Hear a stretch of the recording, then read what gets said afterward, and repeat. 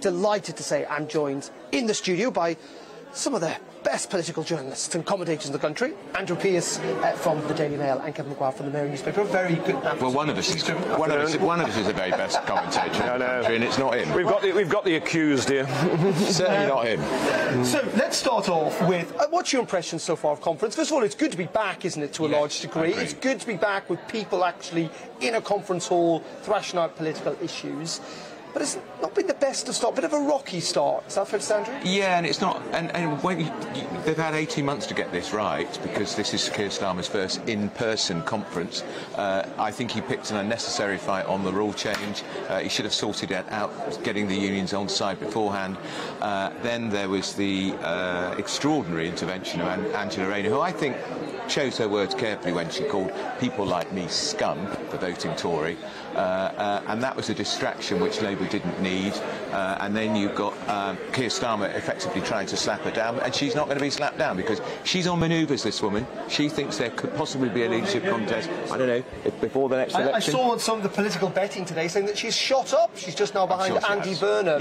And that, it's not helpful, is it, Kevin? No, it's not, because it's a distraction. And instead of talking about big policy issues, and maybe it's the fuel shortage, maybe it's gas prices going up and suppliers collapsing, maybe it's the national insurance rise that's coming along, maybe it's the cost of living that's soaring. She's used language which has got her into trouble. Very few of our colleagues are backing her. A lot of them are critical of it. But you've got to see it in the context with Angela Rayner. And she didn't mean Tory voters like you. She meant the government, the Tory party. That's what she meant. But you've got to see it in the context. This is a woman who was born in incredible hardship, a very troubled home, who succeeded in life, but she succeeded in part despite the criticism of Tories back then, who would say, oh, people like her would get pregnant at school so they could get a council house. And she now sees that some of the help she subsequently got, like Sure Start centres, children's centres, that she could go along, turn her life around, they're being shut. That's why she speaks from the heart. Yeah, but in saying that, I was speaking to Lucy Powell yesterday. She's a, Manchester MP. She said, that language can offend, it is offensive, and that she needs to set it right. And far from doing that today, she's done it. She's stoked the fire. I think she knows that this is playing very well with the Labour base, the activists, the party members cheered her when she said it. They're probably still cheering her now, and I think she's being incredibly selfish. She's not doing her party focus any good here at all. It's undermining the leader, but she wants to be the next. She wants to be the first woman leader of the Labour Party. Andrew, before you suffer vertigo on your moral molehill, think of all those offensive comments you've heard over the years from Boris Johnson about all sorts of people, including gay people, including black people, including Muslim women. Or think of the Tory MP, a very senior Tory MP, who said, let's put a bomb under a Labour shadow cabinet member. Look, he apologised. He was right. He's right to apologise. Angela Rayner should have said, yeah, I should have used different language. She should have apologised in that way. But I understand when she's being taunted by her opponents, her Tory opponents, who never criticised Boris Johnson for using incredibly offensive language. She says, well, why should I have to? Why should I have to apologise? Isn't that the wider point, though? I went to a fringe yesterday with Stephen Kinnock. He was saying the reason the Tories do so well is they've got message discipline. They get a message is 3 words long and they hammer it home all the time. And yet, you look at this Labour Party conference, you've got Angela Rayner, distracting the party at least, or potentially trying to fulfil her leadership building ambitions. I went to a fringe this afternoon with John McDonnell, literally 30 minutes after Rachel Reid made her speech in the conference hall about climate change, and he said it's not enough. She hasn't gone far enough.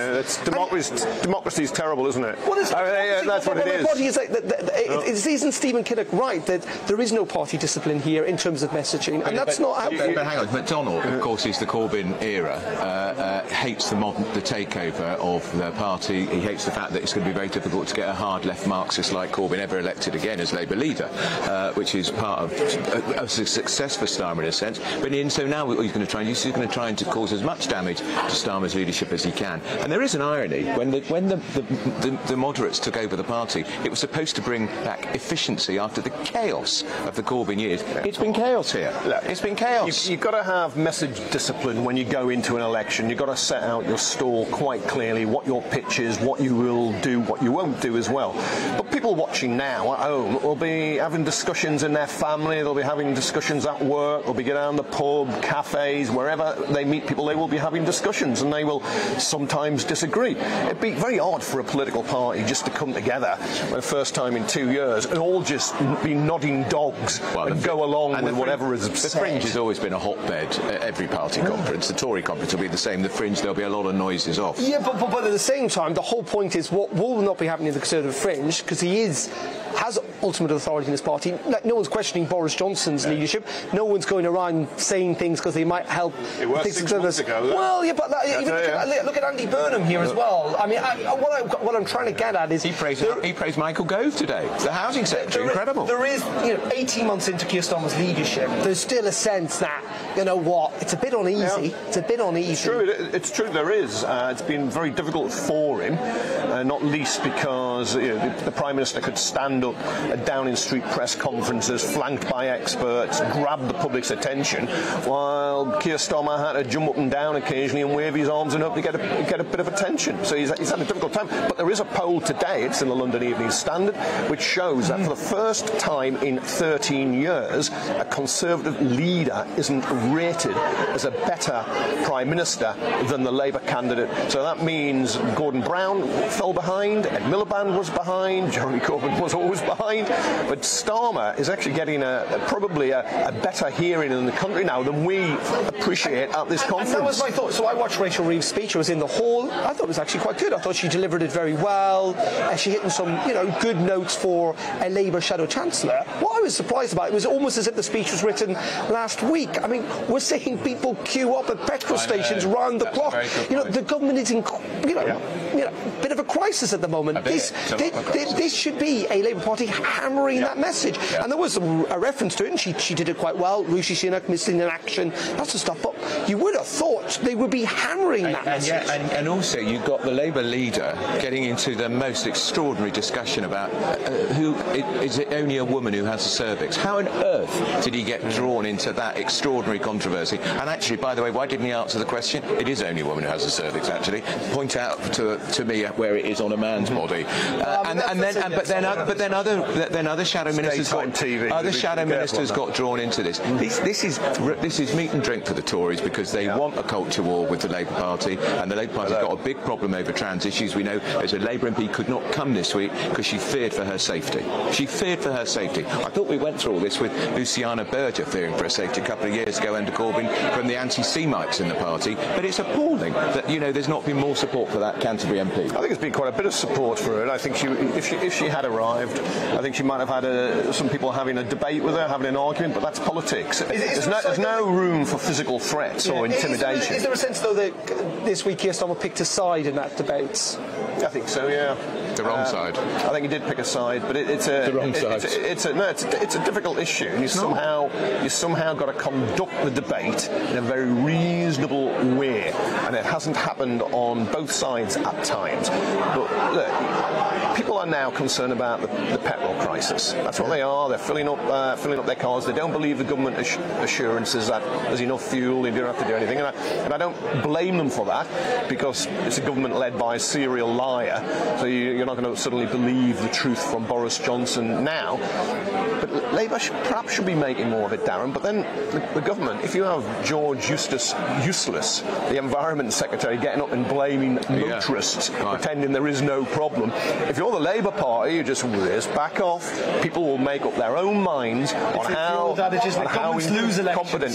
Yeah. Well, it's probably the truest statement of all. Governments lose elections rather than oppositions win them, although you need a credible opposition that people will chance with their vote or trust with their vote. And this is a bread and butter issue. Remember, Kevin and I will remember this. Was it 2000, Kevin, when William Hague's Tory party, the only time it went ahead up there was when there was a petrol shortage, garage forecourts were blocked off, and it looked like the Blair government had lost competence. Now, there's been lots of issues over whether Boris Johnson's government is competent anyway, but this has a whiff of incompetence about it. There should have been more forward planning. They're talking about the army. Well, actually, I'm told there's barely 300 HGV drivers who could come in from the army anyway, which is nothing. Not to get that long, because we haven't got much more time, and I want to come on to what we expect to hear from Keir Starmer in a couple of minutes. But just on this, I mean, we've been talking about a lack of HGV drivers for months and months and months. No, since 2005. Well, I mean, yes, but more recently in terms of like this is an impending crisis. Now the government obviously acted on Saturday. It does seem rather extraordinary that they have been kind of slightly caught on the hop about this. Not just by calling in the army, talking about a preference for people who are hospital workers or key staff. How has it been allowed to get this bad this quickly when we actually could see it coming weeks, months ago? That's why there is a serious issue of competency. I don't know if it's the Transport Secretary's fault or somebody's fault, but they were not. They've been caught napping, and they shouldn't have been, because we've known about the shortage. There's a shortage of drivers all across the whole of Europe. Germany's got a problem. Poland's got a problem. It's more acute here, though, isn't it? It's more acute here, and Brexit is a factor because a lot of drivers went back to Europe because we were paying them very little money, cheap labour. They were cheap labour, so it is a problem here. They should have foreseen it. They should have sent that letter. A million letters they've sent out to HGV drivers who've retired. They should have sent that 6 months ago. Yeah. You hear that Brexit is a factor? He doesn't normally admit that. It's not just Brexit. COVID's had some impact, and it's also the hauliers themselves have to take some responsibility because they've been trying to underpay drivers for too long, and they work in very difficult conditions. Isn't that the slight kind of irony of Brexit in the sense that it's led to a shortfall, but what it has done is increase people's wages, which is something that the left has been counting the benefit of Brexit. And also, you think he would welcome? And it also means he'd welcome it, but it also means you got no petrol. There is petrol. There is petrol. There's just no drivers to deliver it. You just sounded like a government spokesman. No, there is just no drivers to deliver it, and that is a problem which the government should have foreseen. If you're a car driver and your local filling stations are shut, or there are long queues, there is no petrol. There might be petrol in great big tanks somewhere, but that doesn't matter. You, as an individual, have a right just to be able to go and fill up your car as you could before, and you can't do it. Just very finally, Keir Starmer, obviously big speech Wednesday. I mean, this is quite a pivotal moment for him, I would suggest. You know, this is a proper sense, but the election could be, 18, 20 months away. I mean, it really could be in May 2023. He has to start winning the public around. He needs to start making those arguments. What does he need to do on Wednesday? Well, he has to do a lot better than he did in that dreary, dull 12,100-word essay, which most people never read. And you ask shadow cabinet ministers, have you read it? And they say, oh, I flipped it. Of course they haven't read it. Absolutely ridiculous. Essays is what you do at school, for God's sake. So he's got to be bright, but he's got to be clear, he's got to be snappy, things he's not normally. He's a dull speaker. Even though he's an accomplished lawyer, he's a dull advocate. He's got to excite the public. He's got to show leadership. And so far, he's not showing it much at all. If you had 12,000-word essays at school, it must have been eaten rather than Bash Street. As you well know, I went to St Joseph's Comprehensive School, Swindon. Starmer's got an opportunity. He gets a platform. He will get viewers. He will get listeners. He will get readers. He'll engage the public, and he's got to take it. He's got to show passion and vision. Some policies, and yes, he can dissect forensically the government, the Conservative Party, that's utterly incompetent. But then, why aren't you ahead in the polls than Keir Starmer? He's got to win people's trust. And he's got to give them reasons to vote Labour. But also, where is he? Where is he this week? Well, his critics would say that. Yeah, I mean, frankly, I think every Labour Party shadow cabinet minister and the leader and everyone else should be on TV and the papers every day saying this crisis. He's not doing another broadcast interview till Thursday. What is the matter with the man? But what would you say, Kevin, to his critics who say actually the more people do see of Keir Starmer, actually they're not necessarily won over? He'd have a serious problem if that's the case. When he was a lawyer, the jibe, whether it's fair or unfair, is he was better with a judge than the jury. Yeah. The fact is that the jury, the 12 men and women, good and true, are representative of the electorate. He's got to get out. He's got to tell them who he is and why they should trust him. Why he's got the answers, if he has, for the country. That's what he has to do. Here's another piece of advice I'd give him. He ought to try to show that he's actually enjoying this job as leader of the opposition, because the more I see of him, the more I hear about him, I think he's deeply unhappy in this job, and I think he perhaps wakes up every day thinking, I'm not cut out for this. I'm not cut out for this, because so far he's showing he isn't. Well, sadly, we've got a Prime Minister who enjoys the job but is just useless at it, which is why you've got a petrol shortage. You're going to lose your universal credit, 20 quid. You're going to see your national insurance go up. Your living standard's going to be cut by inflation. Long playing record. Is there any sense, though, that his leadership is, is it actually on death threat? I mean, is it possible? Well, no, but, Angela Rayner's just hoping it is. The rule changes would have helped this. Yeah, they will. Yeah, although you should always be careful what you wish for, because if people wanted to move against him, certainly on the right of Labour, they could probably get their own person in now to replace him. While in the past they were worried it would be a left winger, a mini Jeremy Corbyn. You kind of closed down one door, but you opened another. Yeah. He is vulnerable on the right, because I've talked to some shadow ministers here, people on the right. They're really deeply unhappy with him. Yeah. Okay, gentlemen, thank you very much indeed. Andrew Pearce, Kevin Maguire, always a pleasure. Very nice to see you. And it is good to be back at conference, see people in person rather than Have you seen Kevin at the bar, propping up the bar? Oh, well, I expect I might well be joining them later on tonight. People to buy drinks He's never got a round in, ever. I mean, you're infamous for it. It's sort of, oh, God, I've left me wallet. Making it up again. God.